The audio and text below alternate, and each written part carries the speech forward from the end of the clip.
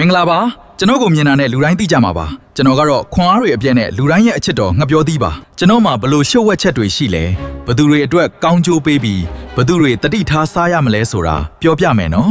ကျွန်တော်မှာပိုတက်ဆီယမ်ဓာတ်တွေအများကြီးပါတယ်ပြီးတော့အားကစားလုပ်မဲ့သူတွေအတွက်ကျွန်တော်ကအကောင်းဆုံးစွမ်းရင်အရင်းမြစ်ပေါ့ဘိုက်လည်းပြည့်စေတယ်စိတ်ကိုလည်းကြည်လင်လန်းဆန်းစေတယ်ဗျာဒါပေမဲ့အရာရာတိုင်းမှာအကန့်အသတ်ရှိသလိုကျွန်တော်ကိုစားတဲ့အခါမှာလည်းတတိထားဖို့လိုပါတယ်ကျွန်တော်မှာတဘာဝတကြားဓာတ်တော်တော်များပါတယ်ဒါကြောင့်စီးချိုယောဂအပြင်းထန်ရှိသူတွေဆိုရင်ကျွန်တော်ကိုအများကြီးစားလို့မဖြစ်ဘူးနော်နောက်ပြီးကြောက်ကမကောင်းတဲ့သူတွေလည်းကျွန်တော်မှာပါတဲ့ပိုတက်ဆီယမ်ကြောင့်တတိထားရပါလိမ့်မယ်အလွန်ကျွံစားရင်တော့ဘိုက်အောင်တာလေးပွားတာမျိုးဖြစ်တတ်တယ်ဗျာတန်ဆေးလွန်ပေးပေါ့ဗျာကျွန်တော်ကိုတစ်နေ့တစ်လုံးဒါမှမဟုတ်နှလုံးလောက်ပုံမှန်စားပေးရင်ခင်ဗျားတို့ရဲ့ကျန်းမာရေးအတွက်ကျွန်တော်ကအကောင်းဆုံးကြည့်ရှုသူအားလုံးကိုကျေးဇူးတင်ပါတယ်ကျွန်တော်ရဲ့ channel ကို like and follow လေးလုပ်ပေးခဲ့ဖို့မမေ့နဲ့အောင်နော်